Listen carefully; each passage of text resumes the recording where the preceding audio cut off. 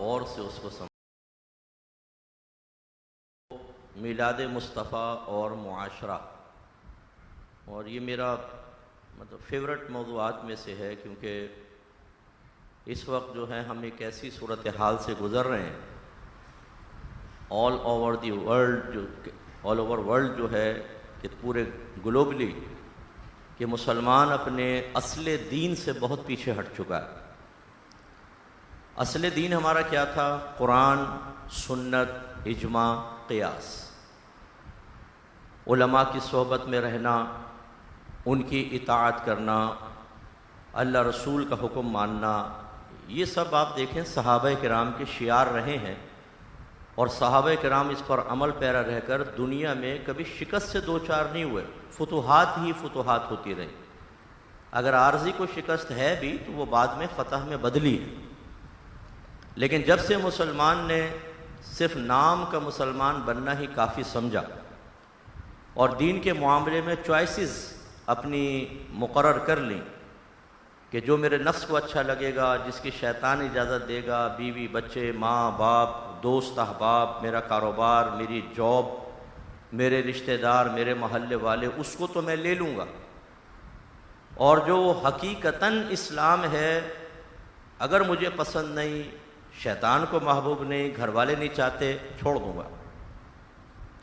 हालांकि अल्लाह ताला ने वाज़ेह तौर पे कुरान अज़ीम में इरशाद फरमाया, या अय्युहल्लज़ीना आमनुदखुलू फ़िस्सिल्मि काफ़ा, ऐ ईमान वालो इस्लाम में पूरे पूरे दाखिल हो जाओ।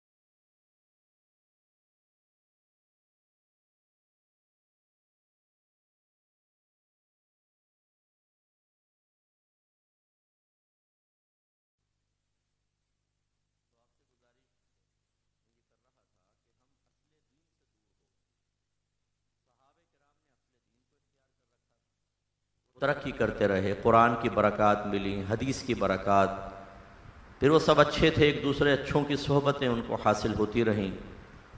उन्होंने नबी करीम सल्लल्लाहु अलैहि वसल्लम के फरमान ज़ीशान के बाद ये नहीं देखा कि सामने वालिद हैं, वालदा हैं, बाप है, चाचा है, बिरादरी है, बीवी हैं, बच्चे हैं, कारोबार है, हमारा वतन असली है। अगर नबी करीम का फरमान उनके ख़िलाफ़ जा रहा है तो फरमान का साथ दिया, बाकी सब के ख़िलाफ़ हो गए। देखें, सरकार ने ऐलान नबूवत फरमाया, सहाबा ईमान लेकर आए तो पूरी उनकी बिरादरी उनसे नाराज़ हो गई। बीवी अगर काफिरा है, सहाबी ईमान ले आए तो वो अपनी बिरादरी के साथ मिल गई, उन्होंने छोड़ दिया उसको, बच्चे वहाँ रह गए, कारोबार, मवेशी, बागात, इस सब के सब वहाँ पर छोड़कर वो नबी करीम के साथ हिजरत करके मदीने तशरीफ़ लाए। उन्होंने इस चीज़ की परवाह नहीं की, तो आज ये दीन जिंदा है। और हमारा मामला चूँकि ये हो गया कि हमने असले दीन को छोड़ दिया, जिसकी वाज़ेह अलामात अगर आप देखें, हम में से शायद ही कोई ऐसा बैठा होगा जिसने पूरे कुरान को एक मरतबा तर्जमा और तफसीर के साथ पढ़ा, ये ज़हमत गवारा की हो कि मेरा रब मुझसे क्या फरमा रहा। रस्में पूरी करने में इंतहाई माहिर हैं सुन्नी हजरात, जो हम लोग हैं, रस्म पूरी करने में इंतहाई माहिर हैं। बच्चों को नाजरा पढ़ा देंगे, हिफ्ज़ करवा देंगे, ये रस्म पूरी करना है, ये कुरान का हक़ अदा करना नहीं है। कुरान का हक़ तो तब अदा होगा जब कुरान को पढ़ें, उसको समझें, उसकी रोशनी में अपना एहतिसाब करें और अपनी अमली हालत में, सोच में, फ़िक्र में, जज्बात में, एहसासात में, अपनी थिंकिंग के अंदर चेंज लेकर आए, तब्दीली पैदा करें, जैसे सहाबा ने की थी। तो कोई पॉजिटिव मुआशरे पे असर नज़र आए।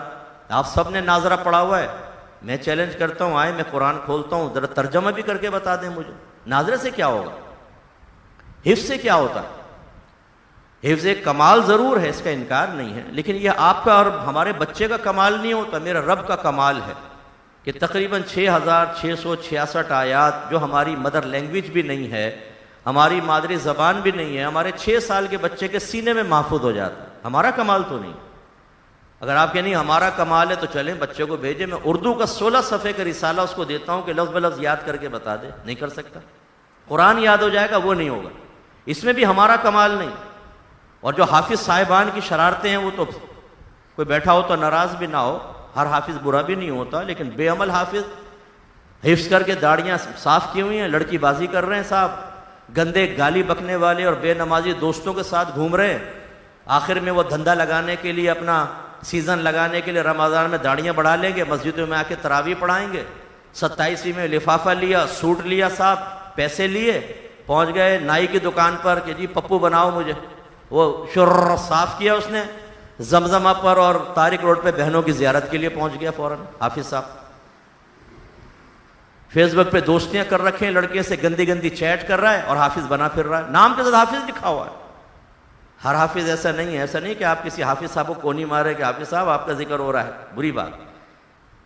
मैंने अर्ज़ किया हिफ्ज़ अल्लाह का कमाल है, हकीकतन बच्चे का नहीं, लेकिन अल्लाह ताला अपने इस कमाल को किस ज़ात में ज़ाहिर करता है, उस ज़ात का भी तो कुछ ना कुछ हमें एहतराम करना चाहिए, इसका इनकार नहीं है। मैं हाफिज़ का कोई खुदा ना खास्ता उसके एहतराम का मुनकिर नहीं हूँ, लेकिन मैं आपको एक मुसलमान की सोच बता रहा हूँ कि हम अपने बच्चे को नाजरा पढ़ा दिया, ज़्यादा से ज़्यादा हिफ्ज़, 6 कलमे, ईमान मुफस्सल, ईमान मुजमल, इसके बाद सुन्नत के मुताबिक दुआएं, नमाज याद करवा दी, चलें जी कामिल मुसलमान सामने खड़ा हुआ। इसके बाद आपने हम में से किसने कितनी तालीम हासिल की है? हदीसें तो हमारे घर में हैं ही नहीं। किसके घर में? बुखारी, मुस्लिम, तिरमिज़ी, नसाई, अबू दाऊद, इब्ने माजा, और शरह के साथ, और उसको पढ़ा भी हो कभी। हमारी जाने भला बहुत से बच्चे बैठे होंगे, नसाई का पूछे नसाई कौन है तो सोचेंगे कोई गली की मासी का नाम है नसाई, हालांकि हदीस की सियाह सत्ता की किताब का नाम है, पता ही नहीं, अजनबी है बच्चों के लिए नाम। ये घर के बड़ों ने अपने बच्चों को असले मजहब से तो इतना अजनबी रखा हुआ है कि उनके सामने असले दीन बयान करे तो यूं ऊपर से तक देखते हैं कि शायद नया दीन आ गया। वो असले दीन बयान करने वाले को शक की निगाह से देखना शुरू कर देते। तो हदीसें भी गई, कुरान भी गया, हदीस भी गई। तीसरा था सीरत मुस्तफ़ा, जो सहाबा के सामने तो फिजिकली तौर पे एक चलती फिरती तस्वीर थी मेरे आका की। मेरे आका सल्लल्लाहु अलैहि वसल्लम अपने अमल और किरदार के जरिए सहाबा कराम के लिए एक बेहतरीन रोल मॉडल बने हुए थे। इसलिए जब सैयदा आयशा सिद्दीक़ा रज़ी अल्लाह ताला अन्हा से पूछा गया कि नबी करीम सल्लल्लाहु अलैहि वसल्लम के अखलाक कैसे थे, तो आपने फरमाया क्या तुमने कुरान नहीं पढ़ा? बस जो कुरान में बयान हुआ अगर उसकी चलती फिरती एक शक्ल देखनी हो तो मेरे मुस्तफ़ा को देखो। ऐसे थे नबी करीम कि कुरान की तालीम से सरे मुंह दाएं बाएं नहीं थे। फरमाया कुरान में जो बयान हुआ नबी करीम बेन ही वैसे थे, और सहाबा ने मुलायजा किया। हमारा अलमिया क्या है कि गुलामी रसूल में मौत भी कबूल है, जो होना इश्क मुस्तफ़ा जिंदगी फजूल है का नारा लगाने वाला, उसने कभी सीरत मुस्तफ़ा की किताब नहीं पढ़ी। ना हमारे घरों में कोई सीरत मुस्तफ़ा की किताब है।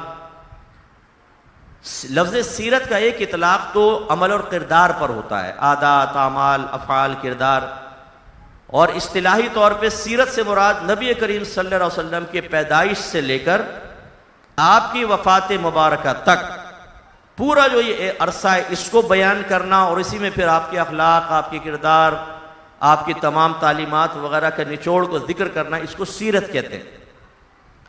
तो एक मुसलमान के लिए और ख़ास तौर पे हमारी यंग जनरेशन के लिए ज़रूरी था कि घर में एक सीरत की किताब होती, हमारा बच्चा पढ़ता कि हमारे नबी पैदा हुए तो कौन कौन से मोजज़ात ज़ाहिर हुए, उस वक्त अरबों की कंडीशन क्या थी, उस वक्त लोग ज़माने जाहिलियत में किस तरह ज़िंदगी गुजार रहे थे। और मेरे मुस्तफ़ा ने ऐलान नबूवत 40वें साल में किया, उम्र के 40वें साल में, लेकिन 40 साल तक अभी शरई अहकाम नाजिल ना होने के बावजूद, कुरान का नुज़ूल के आगाज ना होने के बावजूद, इतनी परफेक्ट और इतनी बेऐब जिंदगी गुजारी कि जब सरकार ने ऐलान नबूवत फरमाया तो उसके बाद कोई एक काफिर भी ऐसा नहीं मिला जो 40 साल जिंदगी के किसी एक पहलू के बारे में कोई स्कैंडल बना लेता, उंगली उठा देता कि हमें तो तबलीग कर रहे हैं, फुला वक्त में आपने ऐसा किया था, ऐसा किया था। नहीं, जमाने जाहिलियत के अंदर मेरे आका सल्लल्लाहु अलैहि वसल्लम ने 40 साल गुजारे हैं। आपने जाहिलियत में नहीं, ये नहीं कह रहा हूं, जमाने जाहिलियत में मेरे आका को तो अल्लाह ताला ने बहुत कुछ अता फरमाया था। पहले इल्हामात का सिलसिला था, फिर बाकायदा ऐलान नबूवत हुआ और बाकायदा फरिश्ते के जरिए वही का सिलसिला स्टार्ट हुआ। लेकिन उस 40 साल में भी मेरे आका ने ऐसी जिंदगी गुजारी कि कोई एक नुक्ता भी नहीं दिखा सका कि यह आपकी जिंदगी का नेगेटिव पहलू है। आपने देखा है जब ये इलेक्शन वगैरह होते हैं तो बाद औकात एक पार्टी दूसरे पार्टी के MNA MPS के स्कैंडल बनाती है, फुला वक्त में इसने ऐसा किया, कोई तस्वीर निकाल दी कुछ। मुझे बताइए कि सरकार सबके अकीदे बदल रहे हैं, जो गलत अकीदों पे मर गए मेरे आका सल्लल्लाहु अलैहि वसल्लम फरमा रहे हैं वो जहन्नमी हैं, मुशरिक हैं, मानोगे तुम्हारे आबा अजदाद काफिर मरे और हमेशा हमेशा के लिए जहन्नम में जाएंगे। तो कुफार को तकलीफ तो थी ना, अगर एक भी वीक पॉइंट होता वो छोड़ते। लेकिन मेरे आका सल्लल्लाहु अलैहि वसल्लम की उस 40 साल जिंदगी से लेकर आज 1500 साल के बाद भी अंग्रेज हो, यहूदी हो, कोई भी हो, मेरे आका की जिंदगी का एक वीक पॉइंट नहीं बता सका। क्यों नहीं बता सका? इसलिए कि वीक पॉइंट था ही नहीं, कोई वीकनेस था ही थी नहीं। यह हमारे बच्चों को मालूम होना चाहिए कि इतने बेऐब नबी, बेनक्स नबी हमारे थे। 40 साल, फिर ऐलान नबूवत, फिर सबकी अजनबियत का सामना, दुश्मनी का सामना, जान के खतरात, लेकिन तबलीग दीन करते रहे। 13 साल मक्की ज़िंदगी में इतनी तकलीफ़ें, फिर 10 साल मदर ज़िंदगी, उसका पहला साल, दूसरा, तीसरा, चौथा, पाँचवा, छठा, सातवां, आठवां, नवां, 10वां, फिर आपकी वफ़ात मुबारक, फिर आपसे मुताल्लिक़ अशिया के बारे में तफसील, जो अक्सर मैं दर्द के साथ कहता हूँ कि ग़ुलाम, अपने आप को ग़ुलाम रसूल कहने वालों, शर्म तो कर लो ज़रा कि अपनी माओ के नाम नहीं मालूम हमें। हम में से कितने ऐसे बैठे हैं जिन्हें उम्मुहातुल मोमिनीन के नाम याद है? बताएं। उम्मुहातुल मोमिनीन, अल्लाह फरमाता है उम्मुहातुकुम, ये तुम्हारी माएँ हैं, तमाम अज़वाज मुताहरात हमारी माएँ हैं और हमें अपनी माओ के नाम मालूम नहीं। ये बैठे हुए मुसलमान लंगर खाने में ऐसे माहिर है, बोटी उठा उठा के पूरे मुंह में ठूस लेंगे, गौसे पाक के नाम पर और नबी के नाम पर नारे लगाएंगे, जुलूस निकालेंगे, हींग लगे ना फिटकरी, रंग भी चौका आए, मेहनत ना करनी पड़े, सहाबे के तरीके पे ना चलना पड़े, नबी की तालीमात ना माननी पड़े, ढोल बजाओ, नाचो, डांस करो, घोड़े बना के बिठाओ, जुलूस निकालो, लंगर खाओ, 12वीं करो, 11वीं करो और अपने आप को आशिक रसूल कहलवा लो, मुफ्त के अंदर आशिक रसूल कहलवा लो साहब। बस ये सूरत हाल है भाई, इसको आके सेट करो और इसको बदल लो जरा। ये देखो ना, इसको तो आदमी बंदी नहीं।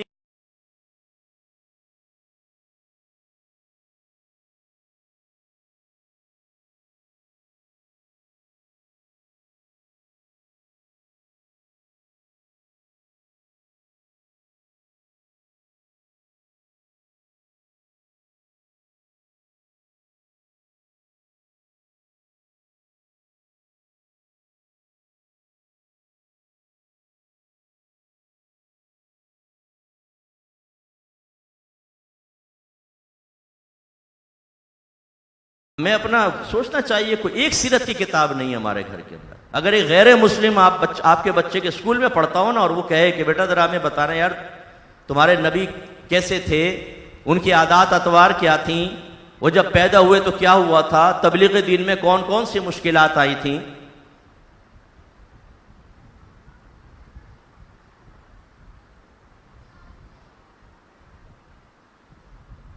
आराम से बैठ जाए, फिर शुरू करता हूँ। बैठ गए, अब स्टार्ट कर लो, आगे। तो ये सीरत मुस्तफ़ा की कोई किताब हमारे घर में नहीं है। जब है ही नहीं किताब, हम पढ़ेंगे नहीं तो क्या सीरत अपनाएंगे और क्या किसी को तरगीब देकर अपने नबी की अजमत उसके दिल के अंदर डालेंगे। नाराज मत हुआ करें, मैं कोई 12वीं का मुनकिर नहीं हूँ, 12वीं की महफिल के अंदर बैठा हुआ हूँ ना, नात खानियों के हम मुनकिर नहीं, हम तो पैदाइशी सुन्नी है अल्हम्दुलिल्लाह रब्बिल आलमीन। हमारा ताल्लुक़ अहले सुन्नत व जमात से बगैर किसी तलब के अल्लाह ताला ने अज़ खुद अपने फजल से कायम फरमाया। लेकिन मैं जो बात कहता हूँ मैं ये आपके शऊर की बेदारी के लिए कहता हूँ। हम लोग खाने पीने के आदी हो गए, मेहनत करने के आदी नहीं है। हाँ, दुनिया के लिए तो कत्ल भी करना पड़ जाए, किसी को जलील करना पड़ जाए, लेग पुलिंग करनी पड़ जाए, 24 घंटे खड़ा होना पड़ जाए, वो सब बर्दाश्त करने के लिए तैयार है। दरियाए दुनिया में तो नाक बंद करके होता जन है, लेकिन दीन के समुंदर में, इल्म के समुंदर में खाली एक उंगली डाल के थोड़ा सा छींटा लेकर बस काफी है साहब, हाथ गीले हो गए। ये जैसे आग जल रही होती है सर्दियों में, दूर से आग ताप ली बस काफी है। या तवाफ करते हुए हजर अस्वद के करीब नहीं जा सकते तो दूर से इस्तिलाम किया और निकल लिए साहब। हमने ऐसा बना लिया है अपने असली मजहब को, दूर से बस हाथ मिलाओ। कहते नहीं इनसे मिले मुफ्ती साहब, बहुत बड़े मुत्तकी आदमी, आशिक रसूल हैं। अब देखते हैं तो कोई अलामत तो नजर आती नहीं। भाई कहां से हो गया ये आशिक रसूल? जी माशाल्लाह हर बार भी 20 दे के पकाते हैं चौधरी साहब। यानी ऐसे सर्टिफिकेट जारी कर रहे हैं बेदर्दी के साथ, बिल्कुल यूं समझ लें जैसे एक आदमी कह रहा हो कौन डॉक्टर बनना चाहता है मुझसे ले जाओ सर्टिफिकेट, कौन अपने आप को वकील बनाना चाहता है मैं मोहर लगा के आपको सनद देता हूं, ये लो वकील बन जाओ, ये लो डॉक्टर बन जाओ, ये लो इंजीनियर बन जाओ, ये लो बिजनेसमैन बन जाओ। बन जाएगा इस तरह आदमी? लोगों की राय पर और चंद मामूलात के ऊपर हमने अपने इश्क रसूल की बुनियाद रखी और अपने असले दीन को छोड़ा, जिसका हशर ये हो रहा है कि पूरी दुनिया में आज हम जलील हैं और काफिर इज्जत के साथ रह रहा है। आपको इज्जत हासिल करने के लिए काफिरों के कदमों के अंदर बैठना पड़ रहा है, उनके कदमों को चूमना पड़ रहा है, हाथ लगाना पड़ रहा है, उनकी बूट पॉलिश करनी पड़ रही है, तब आपकी कुछ इज्जत है, वरना आपकी कोई इज्जत नहीं है। इस पे गौर नहीं करते हम ये कि क्यों ऐसा हुआ। इसलिए हुआ कि हमने असले दीन को छोड़ा और चॉइसेस वाला दीन ले लिया। जो चीज पसंद आई, जैसे सुपरमार्केट के अंदर ट्रॉली लेके जाओ, जो पसंद आया डालो, बाकी छोड़ दो, बिल पे करो, बाहर निकल आओ। हमने मजहब के साथ ये मामला किया। हमारे सामने मजहब पेश करो, देखेंगे दाढ़ी रखनी है नहीं रखनी, नेक लड़की से शादी करनी है नहीं करनी, दाढ़ी वाला दूल्हा अपनी बेटी के लिए दामाद लेना है नहीं लेना, हराम कारोबार करना है या हलाल तरीके से कारोबार करना है, अपनी सैलरी को हलाल करना है या हराम करना है, लड़कियों से दोस्ती करनी है कि नहीं करनी, गंदे आवारागर्द, बेनमाजी, शराबी, जानी, माँ बाप की आंखों में आंखें डालकर और सीने पर चढ़कर गुफ्तगू करने वाले बदतमीज दोस्तों से दोस्ती करनी है कि नहीं करनी, अपने रिश्तेदारों में से वो जो अल्लाह को, रसूल को, सहाबे कराम को, आले बैत अतार को मुंह भर भर के गालियां बकें और हम कहें उसका दीन उसके साथ है, हमारा दीन हमारे साथ है, उससे हमें रिश्तेदारी करनी है कि नहीं करनी, इसका फैसला हम बाद में करेंगे। पहले पेश करो। और पेश करते हैं तो भाई नहीं, ये मैं नहीं लूंगा, ये मैं नहीं लूंगा, ये मैं नहीं लूंगा। तुम होते कौन हो ये करने वाले? मैंने अभी आपको आयत पढ़ के सुनाई। अल्लाह ने फरमाया या अय्युहल्लज़ीना आमनू दुखुलू फिस्सिल्मि काफा, ऐ ईमान वालों इस्लाम में पूरे पूरे दाखिल हो जाओ। इसमें चॉइस नहीं होती है। लेकिन एक सरपरस्त अपनी औलाद के सामने कहता है कि 2 नमाजों की चॉइस की है मैंने, फजर मुझसे पढ़ी नहीं जाती, ईशा के अंदर मैं थका हारा आता हूं और असर में काम पर होता हूं, ये 3 नमाजें बेटा मैं नहीं पढ़ता, तुम्हारे बाप ने 3 नमाजें छोड़ी है, तुम भी ऐसा करो। औलाद कहती है जब मेरा बाप दीन के मामले में और अल्लाह रसूल के खिलाफ इतनी दलेरी के साथ बगावत कर रहा है तो हम भी करेंगे। बीवी बच्चों से बढ़कर फराडिये बनते हैं। ये हमारा हाल है। दीन को हमारे करीब ना आने दो, मत कर नसीहत नासिहा, दिल मेरा घबराए है, उसको दुश्मन जानू हूं जो मुझको समझाए। और नारे कैसे लगाते हैं? गुलामी रसूल में मौत भी कबूल। टेढ़े हो जाएंगे, ऐसे से नारे, गला फूल गया भाई, चेहरे के तासुरात ऐसे, जितना गला फाड़ के नारा लगा उतना बड़ा आशिक है रसूल। वक्त का सिद्दीक अकबर है ये, सिद्दीक अकबर सानी। दीन के मामले में सिफर। तो असले दीन से इतनी नफरत जब हमारे दिल में पैदा हुई, नबी करीम के लाए हुए ये अनमोल तोहफे जब हमें मामूली नजर आने लगे, नबी करीम की तालीमात को हमने हकीर और मामूली समझ के पसे पुश फेंकने की आदत बना ली, तो आप क्या समझते हैं आपको इज्जत मिलेगी? आप जलील होंगे, ख्वार होंगे। और अल्लाह ना करे यहां तो हो ही रहे, मैदान माशर में पता चलेगा कि दीन का मजाक उड़ाने वालों का क्या हशर हुआ है। सरकार फरमाते हैं अपने सहाबा से कि तुम में से कुछ लोग होंगे जो मैदान माशर में आएंगे हौज़े कौसर पर, तो मैं चाहूंगा कि उनको जाम दूं, तो फरिश्ते दरमियान में आ जाएंगे और कहेंगे रसूलल्लाह आपको नहीं पता कि आपके जाने के बाद इन लोगों ने क्या क्या किया था, तो लिहाजा मैं उनसे कहूंगा मेरी नजरों से दूर हो जाओ, चले जाओ यहां से। इसका मतलब है कि उस जमाने में भी बाज लोग ऐसे होंगे कि जिन्होंने असले मजहब से रूगर्दानी की, अगर आपको यह हुस्न जन दे दिया गया है, कायम रखें, मैं इसका इनकार नहीं करता हूं, मेरे आका बड़े शफीक हैं, करीम है, रहीम है, लेकिन यह पहलू भी ज़हन में रखें। अगर आप ये समझे कि मैं चरसी रहूं, मवाली रहूं, बेनमाजी रहूं, सरकार शफात करके जन्नत में ले जाएंगे, तो यह भी हो सकता है कि ना लेकर जाएं, बल्कि इस किस्म का मुआमला कर दें। ज़हन में रखें, सरकार नफरत से चेहरा फेर लेंगे उन लोगों से। अब यहां को यह ना समझे कि देखो सरकार को इल्म गैब नहीं है, वहां पे सरकार को पता ही नहीं चलेगा कि ये इन्होंने क्या किया। फरिश्ते बताएंगे कि आपको नहीं पता ये किया था इन्होंने। सरकार को अल्लाह की अता से इल्म गैब हासिल है। मैं आपसे पूछता हूं, ये वाकया कौन बयान कर रहा है? बोले नबी करीम, खुद नबी करीम बयान कर रहे हैं कि बरोज़ क़यामत ये होगा। तो ये असल में उलमा ने फरमाया कि सरकार सल्लल्लाहु अलैहि वसल्लम, एक इसमें तावील ये भी है कि जानबूझकर ऐसा करेंगे कि पहले उनकी तरफ माइल होने की कोशिश करेंगे और फिर फरिश्ते दरमियान में आएंगे, और ये एक उनको जलील और रुस्वा करने का तरीक होगा। जैसे अल्लाह ने कुफार के बारे में कई जगह फरमाया कि अजाब चखो, तो बड़ा मुअज़्ज़ज़ है ना, तो ये तंजिया तौर पर तो ज्यादा तकलीफ होगी उन लोगों को। तो अगर आप ये सोच लें कि जी मैं तो सुन्नी घराने में पैदा हुआ, और मैं लफ्ज इस्तेमाल कर रहा हूं, नाराज ना हो, फ्रॉडिया सुन्नी, आप नाराज मत होइएगा, फ्रॉडिया सुन्नी वो जो फ्रॉड कर रहा है अपने मजहब के साथ, वो नमाज नहीं पढ़ता, वो रोजा नहीं रखता, वो गालियां बकता है, वो हराम कमाता है दलेरी के साथ, उसका जाहिर देखे शरा के मुआफिक नहीं है, फिर अपने आप को कहता है मैं टनाटन सुन्नी हूं, और चंद मामूलात को इख्तियार करने के बाद वो भी खुराफात से भरे हुए, और वो समझता है कि मेरी नजात जरूर होगी, फुला मकतब फिक्र जहन्नम में जाएगा, फुला मकतब फिक्र से ताल्लुक वाला जहन्नम में जाएगा, सुन्नी तो जन्नत में जाएगा। बिल्कुल सुन्नी जन्नत में जाएगा, लेकिन सुन्नी कहते किसको है बेटा? ये तो देख ले पहले। सुन्नी कहते किसको हैं? किसे कहते हैं सुन्नी?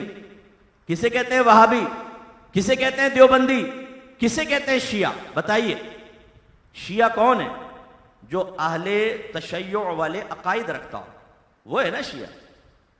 हम वहाबी किसे कहते हैं? जो वहाबी अकायद रखता होगा। देवबंदी किसे कहते हैं? जो देवबंद के अकायद रखता होगा।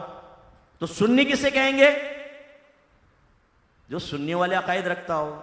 और हमारे अकायद का आलम यह है कि अपने अकायदे अहले सुन्नत ही हमारे जहन में नहीं होते, ज़ुर्रियात अहले सुन्नत की तफसील हमारे जहन में नहीं है, और अगर इन मज़ाहिब और इन नजरियात, इन अकायद, इन मामूलात की तशरीह मालूम की जाए तो एक सुन्नी तशरीह करने पर कादिर नहीं, दलाइल हमारे जहन के अंदर नहीं है, फिर कहते हैं हम टनाटन सुन्नी है।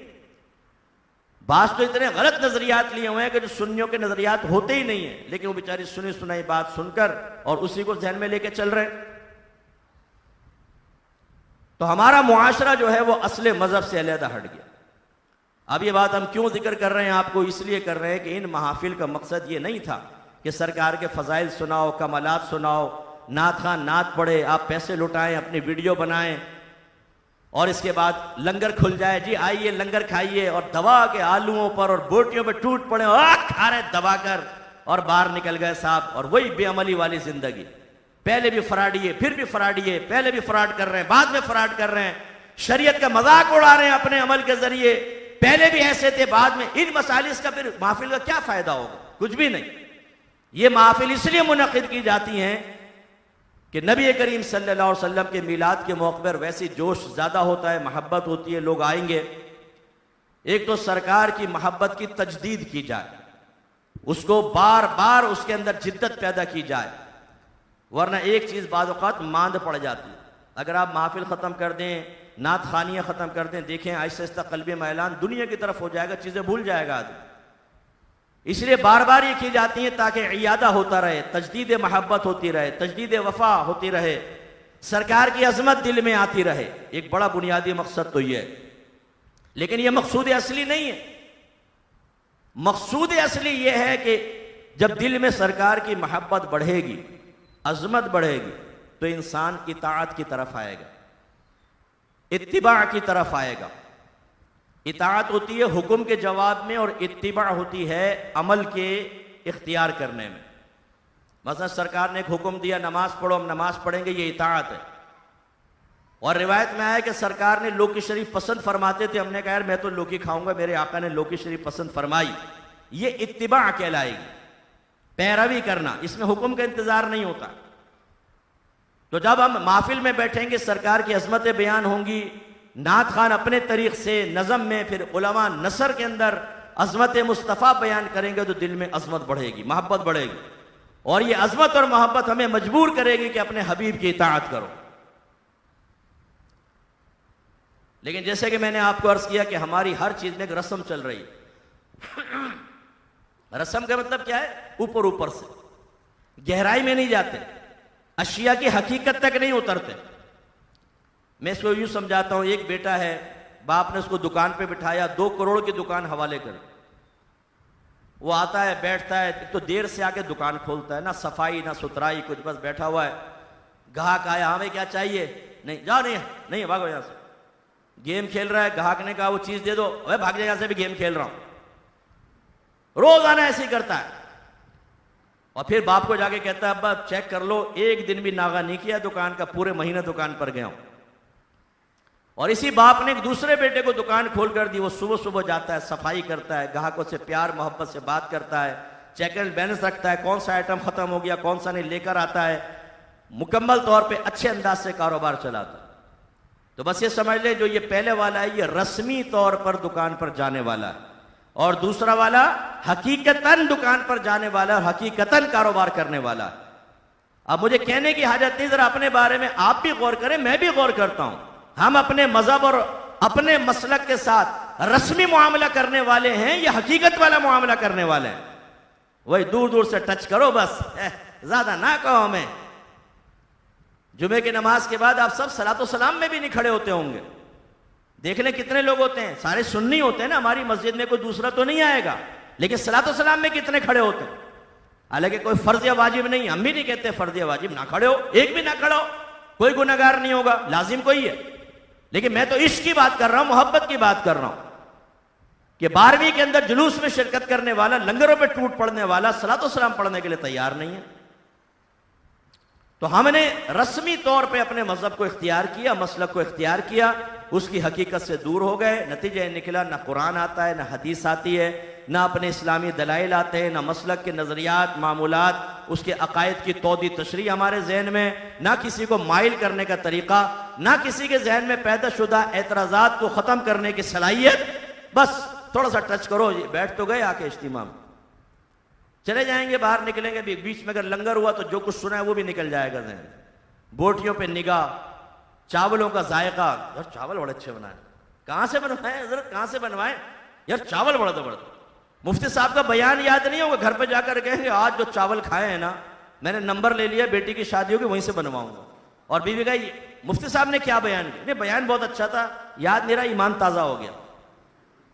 और बीवी पूछे ईमान किसे कहते हैं? ये तो पता नहीं, और ताजगी ईमान का मफहूम क्या है ये भी मालूम नहीं, लेकिन मान लो कि ताजा हो गया। बीवी कहती है मुबारक, तुम्हें तुम्हारा इस्तिलाम कर लेती हूं, अल्लाह वैसी फैज जारी कर देगा।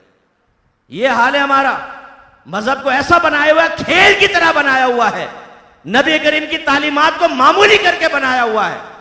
और नाराज कोई ना हो, हमारे बड़ों ने भी बनाया हुआ है, और बच्चे अपने घर के बड़ों को देखकर यही रविश इख्तियार कर रहे हैं। तो रस्मी सा ताल्लुक, ये महफिलें इसलिए नहीं रखी थी, ये तो इसलिए रखी थी अजमत बढ़े, मोहब्बत बढ़े, और हमारे नौजवान एक नबी की अजमत और नबी की मोहब्बत को दिल में महसूस करके ये कहें कि जो इतना महबूब है, इतना अजीम है, ये कैसे हो सकता है कि मैं उसका कहना ना मानूं। देखें, सादतमंद बेटा मां का कहना मानेगा या नाफरमानी करेगा? जोर से बोलें, फर्माबरदारी करेगा। मस्जिद के इमाम साहब कोई बात कहेंगे, मानेगा या नहीं मानेगा? मानेगा। और कोई मोहल्ले का बुजुर्ग कहेगा बेटा ये काम कर दो, और उसके कुदरत इख्तियार में है, करेगा या नहीं करेगा?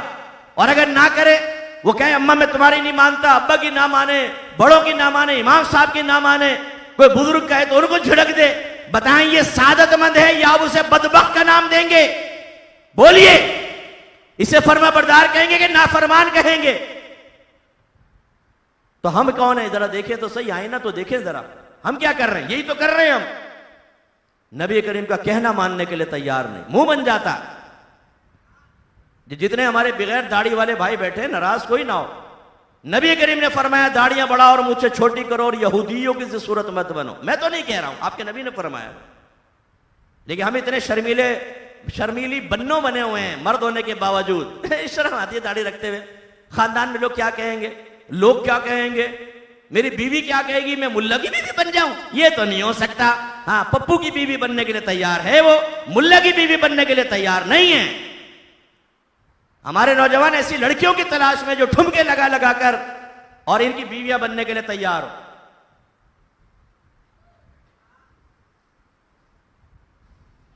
इजाजत। जो बेचारी सीरत वाली लड़की हो, बुर्का पोश निकाब वाली, उसे तो कहते हैं हटाओ अम्मी सामने से, क्योंकि जरा पप्पू सी लड़की लेकर आओ, बड़ी बड़ी आंखें हो, गोरा रंग हो, हंसे तो किरणें निकल जाए, नूर निकल रहा हो दांतों के अंदर से, बाल यूं करे तो उसके बालों से पानी ऐसे झड़े जैसे सितारे झड़ रहे हो, और फिर मैं अपने दोस्तों के दिलों पे ज़रबे लगाने के लिए, जलाने के लिए अपनी बीवी को दावत नजारा बनाकर अपने स्कूटर में पीछे बिठाकर, और जबान से नहीं लेकिन अपने हालत से ये कहूं, देखो मेरी बीवी के जिस्म को, अपनी आंखें ठंडी करो। शर्म तो नहीं आती होगी? तो दाढ़ियां क्यों नहीं रखते हम लोग? हालांकि नबी ने हुक्म दिया है, हालांकि ये वाजिब है। कौन रखे? अगर गवर्नमेंट ऑफ पाकिस्तान ऐलान करे जो दाढ़ी रखेगा उसे हर महीने 1 लाख रुपए दाढ़ी अलाउंस मिलेगा। आप देखें नाइयों की दुकानें कैसी बंद होती हैं। अब तो बीवी भी कहेगी हे दाढ़ी बढ़ा लो ना, और आप कहेंगे मैं दोस्त मजाक उड़ाएंगे, अरे भाड़ में जाए दोस्त को कहकर तो देखे रिश्तेदार, मुंह नोच लूंगी उसका, बस इतना कह दीजिएगा 80,000 हर महीने तुझे दूंगा, 20,000 अपने पास रखूंगा। देखें वो कहेगी डबल दाढ़ी रखो, कोई और भी दाढ़ी सर्वर पे निकलती वो भी रख लो, मेरी तरफ से फुल्ली इजाजत है, 80,000 मुझे देते रहना।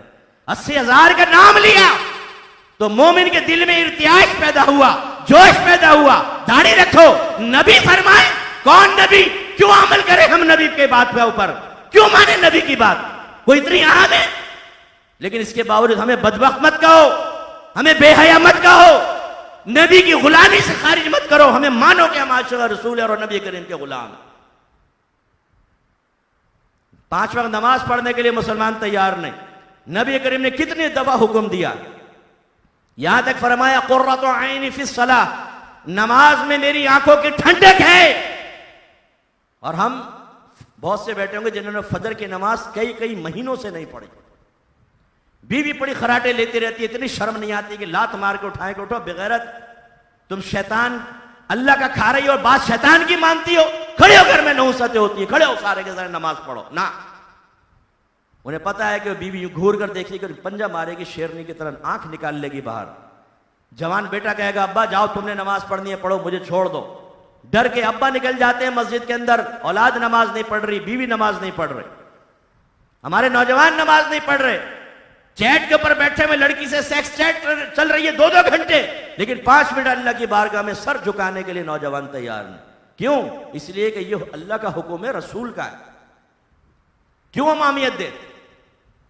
हाँ, अगर गवर्नमेंट ऑफ पाकिस्तान ऐलान कर दे कि गवर्नमेंट जॉब सिर्फ उसको मिलेगी जो 5 वक्त नमाज पढ़ता होगा। नंबर 2, हर नमाज का 5,000 रुपए अलाउंस मिलेगा। 5 नमाजें पढ़ोगे 25,000 डेली। तो अम्मी को हिसाब नहीं भी आता होगा तब भी उंगलियों पे गिनना शुरू करेगी, 1 2 3 4 25 25 50 75 1 लाख डेली। वो कहेगी अब तुम बेफिक्र रहो, मेरी जिम्मेदारी है सबको उठाना फजर के अंदर। अम्मी उठाएंगी आपको, और बहुत प्यार से नहीं उठाएंगी। जूता, सूखा जूता तेल लगा के तैयार होगा, जो नाजुक मकामात पे मार कर उठाया जाएगा। कमबख्तो उठो नमाज पढ़ो। 25,000 का सवाल है, 25,000 का सवाल। और उसमें अगर नमाज फजर निकल जाए या कोई नमाज कज़ा हो जाए, 5,000 कैंसिल हो गए, फिर देखे तज़मू निकल आएगा, क्या हुआ आज नमाज निकल गई, 2 निकल गई है, 10,000 गए हाथ। वरना अभी हमारी नमाजें कज़ा हो, फजर की नमाज कज़ा हो, किसी नाश्ता छोड़ा है कभी?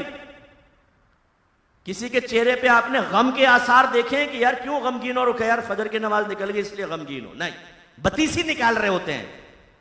कोई अहमियत कोई है नमाज, मामूली चीज। क्योंकि नबी करीम का फरमान है इसलिए नहीं माने। कायदे आज़म मोहम्मद अली जिन्ना शामिल हो जाएं। अभी देख ले, ये जो हमारी बहनें अगर मुझे पर्दे में रह के सुन रही हैं, या बाद में मेरा बयान सुनें। कितनी बहनें ऐसी हैं जो बुर्का नहीं पहनती। ऐसे ऐसी हमें औरतें मिली हैं, यानी केसेस हमारे पास आए कि शौहर ने कहा, जब मैंने बुर्के का कहा तो मेरी बीवी ने कहा तलाक दे दो, लेकिन बुर्का नहीं पहनूं, निकाब नहीं करूं, मैं अपने जिस्म गैर मर्दों से नहीं छुपाऊंगी। और बात बहुत ही बड़ी लॉजिक लेकर आई, भाई ये मर्दों को कहो ना कि अपनी निगाहें नीचे कर लें।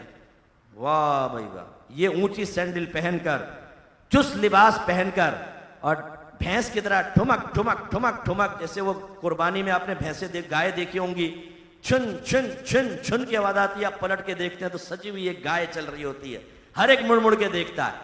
तो ये ऐसे निकलती है अपने घरों से कि मेरे जिस्म का एक एक हिस्सा नुमाया होकर नजर आना चाहिए। तलाक दे दो, लेकिन मैं नहीं मानूंगी अल्लाह के रसूल का कहना, नहीं पहनूंगी बुर्का। और हमारे बाज गैरतमंद मर्द, शर्म नहीं आती है कि अगर बीवी साथ खड़ी हो बेपर्दा और कोई नौजवान आकर यूं देखे, भाई चीज तो बड़ी अच्छी है, अबे क्या बोल रहा है मेरी बीवी, इधर आ, घर से भी घुसते। अभी इतनी भी गैरत नहीं मरी कि मेरे सामने तो मेरी बीवी को देख कैसे कमेंट्स करे। हाँ, मैं उधर को देख लूं, फिर देख लियो अच्छी तरह, खूब आंखें ठंडी कर लो, मेरी जिस्म बीवी के, मेरी बेटी के, मेरी बहन के जिस्मों को देखो। यार हमें शर्म नहीं आती जर्रा बराबर। शादी के अंदर, मिक्स गैदरिंग के अंदर अपनी बीवियों को सजा संवरा के अपनी बेटियों, अपनी बहनियों को ले जाते हैं और ठरकी एक से एक बैठा होता है वहां पर, और वो देख रहा होता है हमारी बहनों को, हमारी बीवियों, टेढ़ी टेढ़ी आंखों से, और दूसरों को कह रहा होता है उधर को मत देखियो, है इधर और लड़की, उधर को मत देखियो, देख गुलाबी वाली को देख, गुलाबी वाली, वो देखो जो लाल वाली है ना, लाल वाली, क्या कहाँ है, तो इशारा नहीं कर। क्योंकि बुरा काम भी थोड़ा इज्जत महफूज रख के करना चाहिए, गैर मोहतात तो नहीं होना चाहिए ना। ऐसा भी नहीं है कि सब देख कर कहें कि जी ये ठरकी बैठा हुआ है। बिल्कुल अपने आप को मोहतात अहवत तरीके से औरतों को ताड़ो। ये कौन देखने दे रहा है? तो ये जो खातून कहती है ये मर्द देखते क्यों है हमें जब हम बाहर निकलते हैं? अच्छा, यानी सारे मर्द जो हैं वो बुर्के पहन ले, सारे अपनी आंखों पे पट्टियां बांध ले, क्योंकि जुलेखा तशरीफ ला रही हैं शादी के अंदर बेपर्दा सैंडल पहनकर जिस्म की नुमाइश करती हुई। इन सबको चाहिए अपनी निगाहें झुकाएं, कोई बेगैरत ना बने। एक बाहया लेडी गुजर रही है, आप इसको ना देखें। मुझे ये बताइए, एक आदमी ने अपने घर का सारा सोना, सारा रुपया लेके घर के दरवाजे के आगे रख दिया, कुंडी लगाकर सो गया, सुबह उठा गायब। अब शोर मचा रहा है बहुत, आप आए भाई क्या हुआ? यार इतने बेगैरत लोग हैं ना, देखो सारा मेरा सोना और रुपया ले गए। आपने कहा रखा कहां? यहां सामने। अबे भाई सामने रखेगा तो लेके जाएंगे। नहीं यार देखो ना रखा है तो क्या हुआ, लेकर क्यों गए? बताएं इसकी बात ठीक है? बोले बीवी को बना सवरा के लेके जाओ और जब कोई देखे, देख क्यों रहा है? अबे वो नहीं देखेगा तो और कौन देखेगा? तुमने तो दावत नजारा बनाया है, उसका देखना हराम है। हम नहीं कहते जायज है, लेकिन तुम इतने भोले कहां से आ गए कि सोना चांदी बाहर रखो, कभी भी नहीं रखोगे कि लोग उठा के ले जाएंगे, लेकिन बीवी को सामने रख दो, जो मर्जी देख ले। हालांकि बीबी फातिमा रदी अल्लाह ताला अन्हा हया की पैकर, नबी करीम की साहबजादी, जिगर गोशा रसूल सल्लल्लाहु अलैहि वसल्लम फरमाया करती थी कि अगर मैं मरूं तो रात में मेरा जनाजा उठाना, इसलिए कि मैं नहीं चाहती कि मेरे जनाजे पर भी किसी नामहरम की निगाह पड़े। ऐसी थी बीबी फातिमा रदी अल्लाह ताला। कभी किसी ने आपको देखा नहीं। और अल्लामा गुलाम मसूद सईदी साहब ने निअमतुल बारी में कई तुरुक से ये रिवायत को नकल करके, बास तुरुक इसके ज़ईफ भी हैं, एक आध मौजू भी हैं, लेकिन जो ज़ईफ में कसरत होती है तो हसन के दर्जे तक बाद वक़्त हदीस पहुंच जाती है, तो उसको दर्जा हसन पर रखकर फरमाया कि मैदान माशर में एक फरिश्ता निदा करेगा, ए आले माशर अपनी निगाहों को झुका लो, इसलिए कि बिन्ते रसूल जन्नत में जा रही हैं। तो सारे अपनी निगाहें झुकाएंगे और बीबी फातिमा रदी अल्लाह ताला अन्हा जन्नत के अंदर जाएंगे। मैदान माशर में क्या हम शरई अहकाम के मुकल्लफ होंगे? नहीं, मामला तो दुनिया में खत्म हो गया, लेकिन ये शरई हुक्म वहां पर भी रहेगा, तुम्हारा देखना जायज नहीं। निगाहें झुकाओ, हया की पैकर, वफा की पैकर, अपने बाबा जान की तालीमात पर अमल करने वाली बाहया बच्ची गुजर रही है, अपनी निगाहें झुकाओ, निकल जाने दो। और हमारा हाल देखें,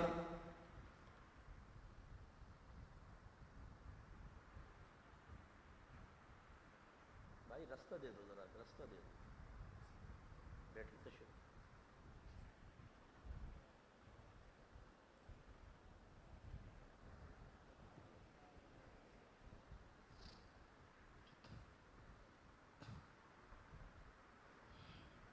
इसी तरह नबी करीम सल्लल्लाहु अलैहि वसल्लम ने रिज़्क़ हलाल की कितनी तलकीन फरमाई, लेकिन हम में से कितने ऐसे हैं जिनको ये पता हो कि हराम क्या है और हलाल क्या है, कौन से ज़राए हलाल हैं, कौन से हराम हैं, और जिस तरीके से हम रिज़्क़ कमा रहे हैं उनमें से कौन सा तरीका इख्तियार करें तो रिज़्क़ हमारा हलाल बनेगा या हराम बन जाएगा। क्योंकि हमने कारोबार किसी से नहीं सीखा होता। आप जो जॉब कर रहे हैं उसके बारे में जो टर्म्स एंड कंडीशंस हैं कभी किसी आलिम से मालूम नहीं की कि ये सही है या नहीं। जितनी आपकी इन्वेस्टमेंट है आपने उसमें कुछ ना कुछ तय किया होगा, शर्त रखी होगी, लेकिन क्या किसी अच्छे मुफ्ती साहब को चेक करवाएं कि ये जो मैंने कंडीशन लगाई है इससे मेरी रोजी हराम तो नहीं हो जाएगी, मेरे बच्चों के पेट में जहन्नम के अंगारे तो नहीं जाएंगे? क्या जरूरत है, क्यों करें? बल्कि बास तो दीद दलेरी के साथ हराम कमा रहे हैं और जब आप मना करें तो बोलते हो भाई जाओ यार जाओ। आज अगर हराम नहीं कमाएंगे ना ये बंगला होगा, ना गाड़ी होगी, ना बैंक बैलेंस होगा, तेरी तरह साइकिल पे घूमेंगे। बेटा आज ये साइकिल पे घूम रहे हैं ना, मैदान माशर में इसकी जन्नती सवारियां देखना। और आज तुम लैंड क्रूजर पे जा रहे हो हराम कमाकर, एक झूठी इज्जत तुमने हासिल कर ली अल्लाह रसूल की नाफरमानी करके। मैदान माशर में जो तुम्हारा पैदल चलना होगा और अगर अल्लाह नाराज हुआ मुंह के बल घसीट कर जहन्नम में फेंका जाना होगा, वो भी काबिल दीद होगा, देखिएगा वहां पर। अल्लाह रसूल की बातों को तो हमने बिल्कुल मामूली बना लिया, तो इसके लिए कोई तैयार नहीं है रिज़्क़ हलाल के लिए। सरकार फरमाए तलबुल इल्मी फरीदतुन अला कुल्ली मुस्लिम, इल्म का हासिल करना हर आकिल बालिग मुसलमान मर्द और औरत पर लाजिम है। कितने ऐसे हैं हमने जिन्होंने फर्ज उलूम कोर्स किया हुआ है, बाकायदा फर्ज उलूम सीखे हैं, और सिर्फ सीख लेना नहीं होता, असल तो है कि उसको जहन में रखना, उसके तकाजे के मुताबिक अमल करना। तो बहुत तो ऐसे होंगे जिनको फर्ज उलूम की तारीफ ही मालूम नहीं, यही नहीं पता कि फर्ज उलूम का इतलाक किन किन उलूम पर होता है और कितनी मिकदार के ऊपर होता है। हालांकि आपके नबी तो कह रहे हैं फर्ज, लेकिन नहीं। हाँ, अगर गवर्नमेंट ऑफ पाकिस्तान ऐलान कर दे कि गवर्नमेंट जॉब उसको मिलेगी जो कम से कम फर्ज उलूम कोर्स किए हुए होगा, और शादी सिर्फ उसकी होगी जो हुकूक ज़ौजैन कोर्स कर चुका होगा, फिर देखें मेरे मोबाइल पर कितनी कॉल आती है, मुफ्ती साहब बस थोड़ा गफलत में रहे लेकिन शादी होने वाली है, जरा हमने चाहा कि आपसे इक्तिसाब फैज़ कर ले, जरा हुकूक ज़ौजैन कोर्स तो करवा दें जरा। अरे पप्पू, मतलब निकला तो रसूल भी अच्छा लगने लगा, मतलब निकला तो अल्लाह भी अच्छा लगने लगा, मतलब निकला तो कोर्स का भी ख्याल आ गया, मतलब निकलने लगा तो कॉल का भी ख्याल आ गया कि मुफ्ती साहब को भी इज्जत दे दो कभी 25-30 साल में एक दफा कि जी आपको भी हमने कॉल कर लिया, हमें कोर्स करवा दें। गवर्नमेंट जॉब का ऐलान हो जाए तो फर्ज उलूम की तलाश में मारे मारे फिरें, कमेटियों से शिकायत करें कि इमाम साहब को बाहर निकालो, अगर ये फर्ज उलूम करा चुके होते तो आज हमें फौरन जॉब मिल जाती, अब पहले फर्ज उलूम कोर्स करो फिर जॉब मिलेगी, लाइनें लग जाएंगी। ये हाल है मुसलमानों का, ये हाल है हमारा। इसी तरह अल्लाह ताला कुरान में फरमाए फसअलू अहल ज़िक्र इन कुंतुम ला तअलमून, अगर तुम नहीं जानते अहले इल्म से पूछो। देखें उस्लूब कुरान, देखें ये तवज्जो करा रहा है आपको बहुत ज्यादा। अल्लाह ने ये नहीं फरमाया अगर तुम नहीं जानते कुरान पढ़ो, नहीं जानते हदीस पढ़ो, नहीं जानते AI के जरिए इल्म हासिल कर लो, गूगल पे चले जाओ, सर्च कर लो और मवाद हासिल करो। नहीं, फसअलू अहल ज़िक्र इन कुंतुम ला तअलमून, अगर तुम नहीं जानते अहले इल्म के पास आओ, उलमा से अपना राब्ता रखो, उनसे पूछो, उनसे मालूम करो कि जी मेरी बीवी ने ऐसा किया है, इसका क्या हल है, मेरी बीवी कहती है ये मेरा हक है, वाकई उसका हक है कि नहीं, मुझ पे कौन कौन से फ़राइज़ हैं, कहीं ऐसा ना हो मैं फ़राइज़ में कोताही का मुर्तकिब होकर जहन्नमी हो जाऊं, मैं रिज़्क़ हलाल कमा रहा हूं हराम कमा रहा हूं, मैंने फुला दोस्त को दोस्त बनाया हुआ है, ऐसा तो नहीं कि मैदान माशर में ये मेरे गले का हार बन जाएगा और जहन्नम में ले जाने का सबब बन जाएगा, मुझे सिखाइए। बिल्कुल भी नहीं, उलमा से कोई राब्ता नहीं। अल्लाह ताला वाज़े फरमाए या अय्युहल्लज़ीना आमनू अतीउल्लाह व अतीउ रसूला व उलिल अम्रि मिनकुम, ऐ ईमान वालो अल्लाह का हुक्म मानो यानी कुरान पर अमल करो, हदीस का रसूल का हुक्म मानो यानी हदीस पर अमल करो, और उनका कहना मानो जो तुम में हुक्म वाले हैं। इससे मुराद हाकिम इस्लाम और मुफ्ता बिही कौल के मुताबिक, पावरफुल कौल के मुताबिक उलमा, मुज्तहिदीन, मुफ्तियान किराम जो लोगों को अहकाम सिखाएं, दीन सिखाएं, उनकी तरबियत करें, उनकी इस्लाह करें, ये मुराद हैं आप। लेकिन हम में से कितने ऐसे हैं जो उलमा से राब्ते में हैं? अपने मोबाइल की अरे इसको इधर कर दो बेटा, तो अंगड़ाइयाँ यहीं पे लेगा क्या बेटा, उधर हो जाओ, जाओ जाओ, बाहर चले जाओ, चले जाओ, जाओ जाओ, शाबाश, जाओ जाओ जाओ, चले जाओ बेटा, निकलना है तो निकल जाओ, नहीं निकलना चलो भी बैठो।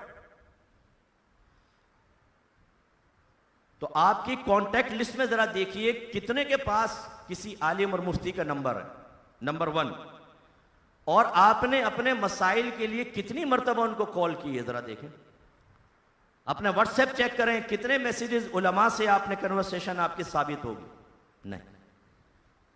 टीटा दूध वाला, पप्पू पान वाला, अलबेला जलेबी वाला, फलाना जुनेद लंगड़ा, फलाना काना, सबसे दोस्ती है हमारी, सबसे बातें चल रही हैं। और नहीं तो लड़कियां है पीछे जुलेखा, यहां लिखा हुआ रुस्तम खान, ताकि अम्मी को पता ना चल जाए रुस्तम खान की कॉल आ रही है, पीछे वो रुस्तमा खाना है, उससे बातें चल रही हैं। ये हाल है हमारा। नबी करीम सल्लल्लाहु अलैहि वसल्लम, आप तो आलमुल खल्क है ना, तमाम लोगों में सबसे ज्यादा जानने वाले, यानी मखलूक में सबसे ज्यादा इल्म रखने वाले मेरे आका सल्लल्लाहु अलैहि वसल्लम। और आपके इल्म से मोहब्बत देखे, पहली बात तो अल्लाह ने इल्म की कैसी अहमियत बयान फरमाई। नबी करीम से फरमाया, ओ रब्बी ज़िदनी इल्मा, ए हबीब आप दुआ करें अल्लाह मेरे इल्म में इजाफा फरमा। इस वस्फ में इजाफे के लिए लाजिम फरमाया। फिर सरकार जब नमाज पढ़ाते तो फरमाते जो ज्यादा इल्म वाले हैं वो मेरे करीब आए। साहिब इल्म सहाबा को करीब रखते थे। एक दफा मस्जिद में गए, 2 गुरोह थे, एक में जिक्र इलाही हो रहा था और एक में एक सहाबी दरस कुरान या दरस हदीस दे रहे थे। सरकार ने जिक्र वालों को देखा और फरमाया ये भी अच्छे हैं, लेकिन उनकी तरफ देखकर बढ़ते हुए इरशाद फरमाया, बुइस्तु मुअल्लिमन, अल्लाह तबारक व तआला ने मुझे मुअल्लिम बनाकर भेजा है, और उनके साथ जाकर बैठ गए। ये मोहब्बत थी सरकार की अहले इल्म से। और हमारी हालत यह है कि अहले इल्म अगर कोई सोशल मीडिया पर किसी भी अच्छे आलिम दीन, सहीउल अकीदा आलिम दीन के बारे में एक बात कह दे, बस हमारा मुक्तदा और मरकज अकीदत नहीं होना चाहिए, क्योंकि मेरा पीर साहब ये है, मैं इस मुफ्ती साहब से अकीदत रखता हूं, मैं इनके पास कभी कभार चला जाता हूं, बाकी ये सारे सुन्नी तो मेरे पीर साहब को कहोगे तो गर्दन पकड़ दूंगा, मेरे मुफ्ती साहब को कहोगे तो आंखें फोड़ दूंगा, बाकी सुन्नी की तो कोई कदर वैल्यू ही नहीं है, गालियां बको कुछ करो। बल्कि हम जब ऐसी क्लिप आती है तो अपने व्हाट्सएप ग्रुप्स में भेज देते हैं, यार देखो ये आलिम कैसी कैसी बातें कर रहे हैं, जरा तुम बताओ ये सही कह रहे हैं या गलत। वाह भाई वाह। कभी अपने माँ बाप के झगड़े को डाला है आपने व्हाट्सएप पर, अपने दोस्तों से पूछा हो बताओ मेरी अम्मी सही कह रही है अब्बा? कभी भी नहीं डालेंगे आप। पहली बात तो ये कि मेरे अब्बा अम्मा का झगड़ा व्हाट्सएप पे नहीं आना चाहिए। दूसरी बात ये कि ये फ्रॉडी है, दोस्त क्या बताएंगे मेरे अब्बा ठीक है अम्मा ठीक, इनसे क्यों पूछूं? लेकिन आलिम दीन का डालो और कहें कि इस पे आप कमेंट्स करें कि कौन सही है कौन गलत है, और मां बहन की गालियां बकना शुरू कर देते हैं लोग। नबी तो इज्जत दे, और सबसे पहले अल्लाह ने इल्म को इज्जत अता फरमाई। गौर करें, जब अल्लाह ने आदम अलैहिस्सलाम को पैदा फरमाया, सूरह बकरा पढ़ें, फिरिश्तों ने अर्ज़ की या रब्बे करीम तो ऐसे को पैदा करेगा, खलीफा बनाएगा जो जमीन में जाके फसाद करेगा और खून बहाएगा। ये उन्होंने क़ियासन सोचा कि आदम अलैहिस्सलाम के बारे में नहीं, आपकी नस्ल के बारे में, कि पहले जिन्नात थे, सरकशी की, उनको अल्लाह ने खत्म करवाया तकरीबन, तो ये लोग भी ऐसे ही करेंगे। क़ियास करके उन्होंने अपने फरमाया। अल्लाह ने फरमाया कि तुम नहीं जानते जो मैं जानता हूं। आदम अलैहिस्सलाम को तमाम अशिया के नाम सिखा दिए। फिर आदम से फरिश्तों से पहले फरमाया इन तमाम अशिया के नाम बताओ। ला इल्म लना इल्ला मा अल्लमतना, अल्लाह ताला हमारे पास तो कोई इल्म नहीं है उतना ही जितना तूने हमें सिखाया, और ये इल्म तो हमारे पास नहीं है। अल्लाह ताला ने आदम अलैहिस्सलाम फरमाया आदम आप बताइए, तमाम अशिया के नाम बताए। और इसी सीक्वेंस के अंदर फिर ये है कि जब इल्मी फजीलत हासिल हो गई तो अल्लाह ताला ने शैतान इब्लीस जो जमाने में था, तमाम फरिश्ते सजदा करो। ये सजदा इबादत नहीं था, क्योंकि सजदा इबादत शिर्क है। सजदा इबादत का मतलब किसी को माबूद समझकर, इबादत के लायक समझकर सजदा करना, वो सिर्फ अल्लाह के लिए होगा। जब अल्लाह ताला फरमा रहा है सजदा करो तो ये सजदा इबादत नहीं है, ये सजदा ताजीमी था, जो पहली शरीयतों में जायज और हमारी शरीयत में बिल्कुल जायज नहीं। ये जो पीर साहिबान अपने मुरीदों को सजदा करवा रहे हैं ना, ये हराम और गुनाह कबीरा है, कुफर नहीं, शिर्क नहीं है। हाँ, हलाल समझ के करेंगे तो सख्त हुक्म लग सकेगा, वरना ये गलत। तस्वीरों को, मज़ारों को सजदा करना सब हराम और गुनाह कबीरा, लेकिन पहली शरीयत में जायज। अब मैं आपसे पूछता हूं कि अल्लाह ताला ने तमाम फरिश्तों को बमा इबलीस कहा कि आदम को सजदा करो, क्यों? ये सजदा ताजीमी था ना, तो कोई ना कोई वजह ताजीम भी तो होगी। मैं कहूं भाई इनकी ताजीम करें, तो एक सवाल तो आप करेंगे, मुझसे आप क्यों? वजह ताजीम बताएं। मैं कहूंगा इस बच्चे की ताजीम करो, तो आप कहेंगे बच्चे की ताजीम? फौरन ज़हन में आगे कुछ ना कुछ तो है, तभी तो मुझसे आप कह रहे हैं ना। आप कहेंगे मुझसे वो बताएं जरा, आदम अलैहिस्सलाम को सजदा कराया, वजह ताजीम क्या थी बताइए? इल्म।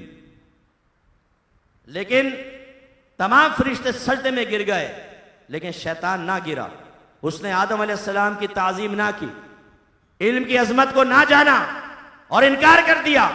वो मुवाहिद था, अल्लाह को सजदा करने का मुनकिर नहीं था, अल्लाह की वहदानियत मान रहा था, लेकिन आदम अलैहिस्सलाम की और इल्म की ताजीम नहीं की।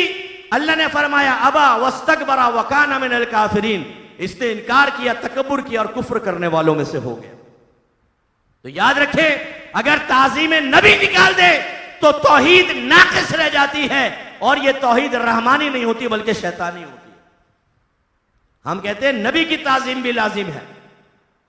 तो अल्लाह ताला ने आदम अलैहिस्सलाम के वस्फ़ इल्मी के जरिए उनको इज्जत अता फरमाई। और आज हमारे नजदीक कौन है इल्म वाला? हमारे नजदीक ताजीम वाला कौन है? पक्का फराडिया, जो रिश्वतें ले, स्मगलिंग चाहे करे, झूठ बोल के कारोबार चला रहा हो, बस उसके हाथ में आईफोन होना चाहिए, लैंड क्रूजर पर बैठ कर आए, बड़ा सा बंगला किसी इलाके के अंदर हो, पैसे की रेल पेल हो, गार्ड्स की एक गाड़ी पीछे 6, 7, 8 क्लाशनकोफ लेके गार्ड आ जाए। हमारी कौम जो है ना, अगर 2 आदमी हाथ चूम ले, ये नहीं पूछेंगे ये है कौन, सारे हाथ चूमना शुरू कर देंगे। हमारे नजदीक वस्फ़ इल्म की अब कोई इज्जत नहीं। मुझे नहीं पता आपकी मस्जिद में क्या मामूलात हैं क्या नहीं, मैं जनरल बात कह रहा हूं। अक्सर अगर हमारी मस्जिद के इमाम साहिब हो ना, वो आलिम भी हो, मुफ्ती भी हो, अक्सर कौम उन्हें इज्जत देने के लिए तैयार नहीं होती। बाहर का कोई आलिम मुफ्ती आ जाए या कोई मारूफ आ जाए, उसके तो हाथ भी चूम लेंगे, कमेटी वाले भी चूम लेंगे, लेकिन कभी कमेटी वालों ने अपने मस्जिद के इमाम जो आलिम दीन उनके हाथ चूमे? कभी भी नहीं चूमेंगे। गर्दन में ऐसा तकब्बुर का सरिया होता है, हालांकि लोगों के चंदे से तनख्वाहें दे रहे होते हैं, अपनी जेब से नहीं देते हैं, वो लोगों के चंदे से दे रहे होते हैं, लेकिन रोब ऐसा जमा रहे होते हैं जैसे हमारी सैलरी पे पल रहा है इमाम साहब। जलील कर रहे होते हैं इमाम को छोटी छोटी बातों के ऊपर। अल्लाह ना करे कि आपके यहाँ ऐसा हो, अल्लाह ना करे। और मुझे नहीं पता, ना किसी इमाम साहब ने मुझे कहा था कि मुझसे 2-4 जुमले कह के जरा कमेटी को चटनी बना देना। नो, कमेटी भी हमारे सर के ताज हैं, वो खिदमत कर रहे होते हैं, अल्लाह उनको और इज्जत अता फरमाए। मैं एक जनरल जो बात है मैं वो आपकी खिदमत में अर्ज कर रहा हूं। अगर हमारे यहां बड़ा नात खान आ जाए, इसके बाद उलमा की तौहीन और तज़हीक मैंने अपनी आंखों से देखी है। वो चौड़े सोफे पे अकेला बैठेगा, कोई मजाल नहीं है कि आप ये कहें कि इमाम साहब को अपने साथ बिठा लो। जुर्रत करके बताइएगा, आपके अंदर जुर्रत भी पैदा नहीं होगी कि आप ये कह दें कि जी इमाम साहब को साथ बिठा लें, मस्जिद के आलिम साहब ना। आप एक साइड में सोफा लगा देंगे, छोटा सा, इमाम साहब यहां बैठे, अपनी औकात याद रखें। ये है नात खान, और नात खान तो 7वें आसमान से उतर कर आते हैं और सीधे जन्नती है, ये कतई जन्नती, जन्नत में जाएंगे। मैं नात खानी का मुनकिर नहीं हूं, सुन्नी हूं अल्हम्दुलिल्लाह, नात खानों से प्यार करता हूं, लेकिन ऐसे नात खानों से मुझे बिल्कुल प्यार नहीं जो मुतकब्बिर हैं, हाथ तक मिलाना पसंद नहीं करते उलमा के, कभी किसी आलिम का हाथ नहीं चूमेंगे, बड़े से बड़े आलिम का। अबे तुम्हारी औकात क्या है? मैं तो अरसा दराज से चैलेंज कर रहा हूं, कोई एक कुरान की आयत, कोई एक हदीस के जखीरे से हदीस लाओ जिसमें नात खान की फजीलत बयान हुई हो, लाओ जरा। और मैं उलमा के बारे में हजारों दलाइल पेश कर सकता हूं। सबसे बड़ी दलील यह है कि मेरे आका ने फरमाया अल उलमा वरसतुल अंबिया, उलमा नबियों के वारिस हैं। तुम वारिस नबी को उठा के कोने में फेंक देते हो और ये गवैये को बीच में बिठाते हो। रिमझिम रिमझिम रिमझिम रिमझिम रिमझिम रिमझिम। नौजवानों झूमो, झूमो नहीं मुरादे डांस करो। रिमझिम रिमझिम रिमझिम रिमझिम। अबे क्या कर रहे हो? ये नबी की महफिल में ये डांस होता है? कमबख्तो, तकद्दुस से महफिल खत्म कर दिया तुमने। मादरत के साथ नाराज मत होइएगा, अभी आए तो नोट जमीन पे पड़े हुए हैं। भैया आप नात खानी खिदमत करना चाहें करें,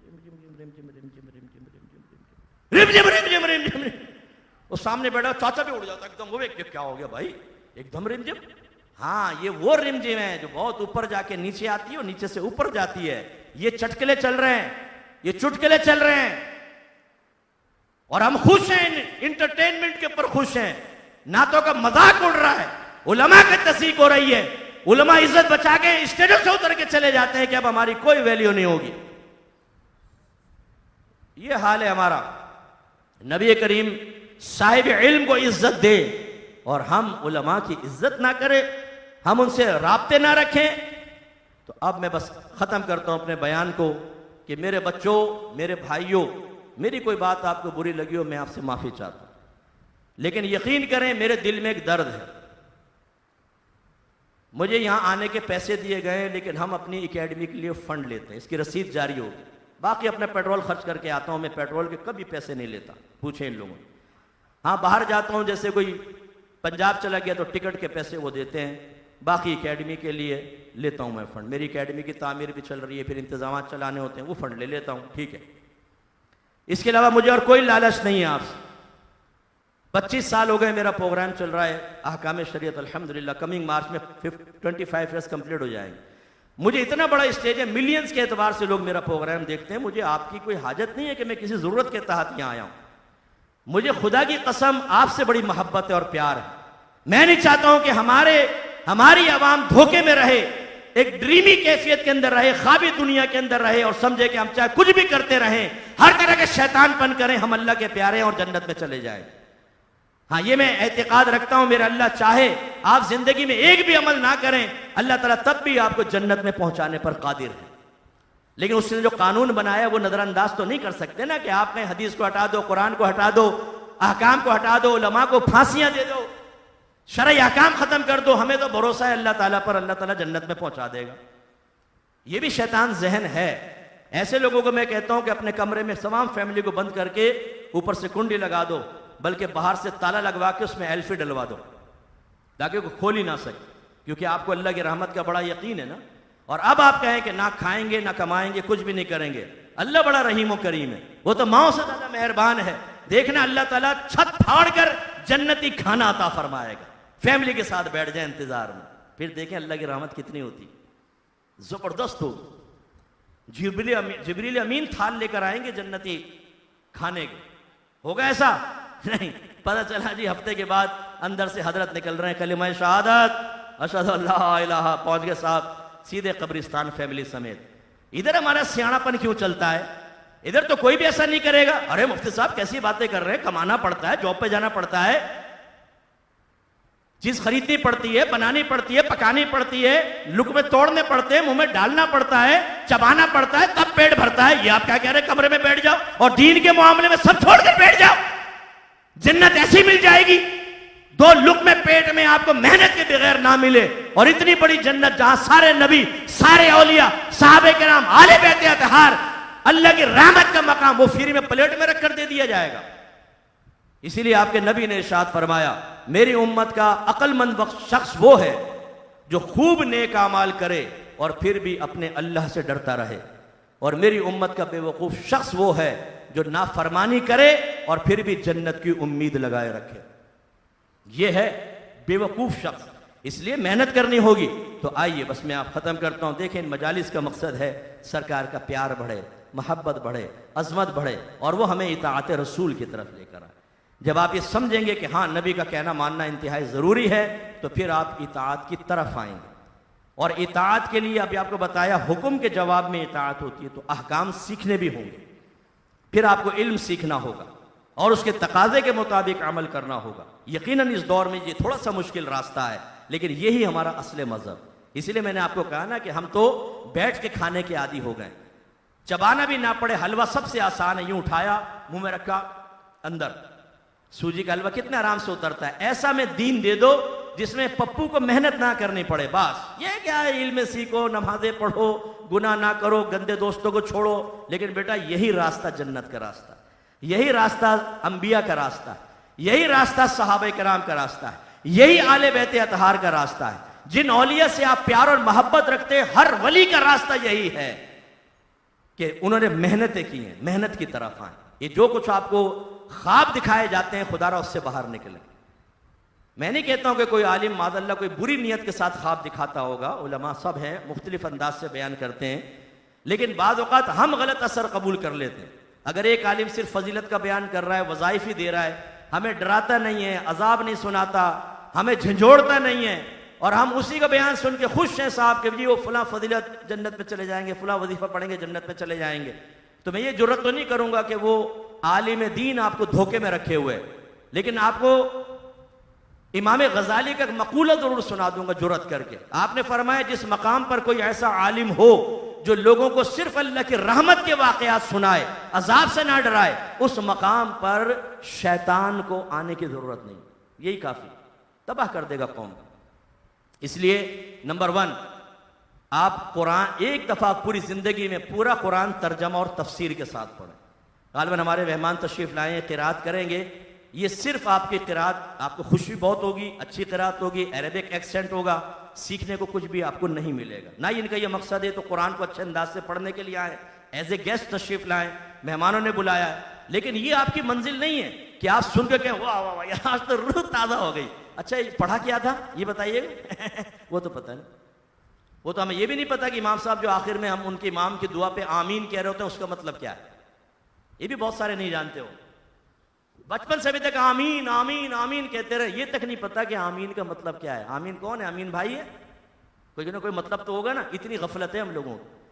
तो एक दफा पूरा कुरान तर्जमा तफसीर से पढ़े। मेरे आका नेमत इमाम सुन्नत का तर्जमा है कंजुल ईमान, और उस पर तफसीर खजाइनुल इरफान। अगर छोटा हाशिया पढ़ना है, बड़ी पढ़नी है तो तिबियानुल कुरान ले लें, अल्लामा गुलाम रसूल सईदी साहब, बेस्ट तफसीर है इस दौर के एतबार से। दूसरा, हदीस अपने घर में स्याह सित्ता का सेट रखें, बमाए तर्जमा और शरा। गुलाम रसूल सईदी साहब की नेमतुल बारी बहुत अच्छी है, शरह सही मुस्लिम रखें अपने घर के अंदर खरीद कर, उसे पढ़ें, मज़ा आ जाएगा आपको।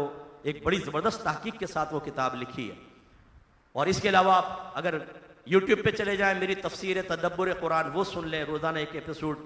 दरस बुखारी है, मेरे ख्याल में 14वां-15वां साल है इस प्रोग्राम को भी। रोज़ाना एक हदीस सुन लें, तर्जमा शरह सुन लें, बहुत फ़ायदा हासिल होगा। एक सीरत की किताब अपने घर में रखें, मदारिजुन नबुव्वत ले लें, अल्लामा शेख अब्दुल हक मुहद्दिस देहलवी रहमतुल्लाह अलैह की है, वैसे फ़ारसी में लेकिन उर्दू तर्जमा मिल जाता है। मदारिजुन नबुव्वत बेहतरीन है, सरकार की पैदाइश से लेकर वफात तक पूरी तफसील, और फिर सरकार से एक जिल्द के अंदर आपके मुताल्लिका चीज़ें, जिसका भी ताल्लुक आपके साथ है उसकी तफसील, बहुत प्यारी किताब। एक मेरी किताब आप ले लें, कुर्बे इलाही, खुदारा ले लें, थोड़ा सा पैसा खर्च कर लो मेरे बच्चों, बेस्ट बुक है इस दौर की, तरबियत और इस्लाह के लिए बहुत अच्छी है। अपनी बच्चियों को दें, अपने बच्चों को दें, आप खुद पढ़ें। जो काम माँ बाप की जिम्मेदारी है, इंशाअल्लाह ये किताब 70% तो उसको पूरा कर देगी।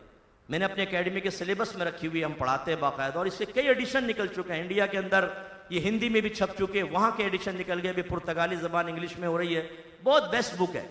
इसके अलावा एक किताब मेरी ले लें आप, तहारत के मसाइल व अहकाम। जितने आप कपड़े पहन के बैठे हुए हैं, क्या आपको पता है ये पाक हैं? अगर आप कहते हैं साहब हाँ पाक हैं, मैं पूछता हूँ बताएं कपड़े पाक कैसे होते, इसका बुनियादी उसूल क्या? अगर आपके घर वाले सबके कपड़े उठा के वॉशिंग मशीन में डाल देते हैं पाक और नापाक, तो आपके कपड़े तो आखिर तक नापाक रहेंगे। आपने कैसे गुमान किया कि आपके कपड़े पाक हैं? हो सकता है आप नापाक कपड़ों में नमाजें पढ़ रहे हो, नापाक कपड़ों में जुमे पढ़ रहे हो, मुंह पे मार दी जाएंगी नमाजें, कबूल नहीं होंगी। जहालत उज़र नहीं है, ये किताब लें, बेस्ट बुक है। और इसके अलावा फर्ज उलूम कोर्स कर लें, जहां भी कोई करवा रहा है, आपके यहां हो रहा है इदारे में, मस्जिद में, बहुत अच्छी बात, कहीं पर भी कर लें। कहीं ना मिले मेरा नंबर ले लें, मुझसे रब्ता कर लीजिएगा।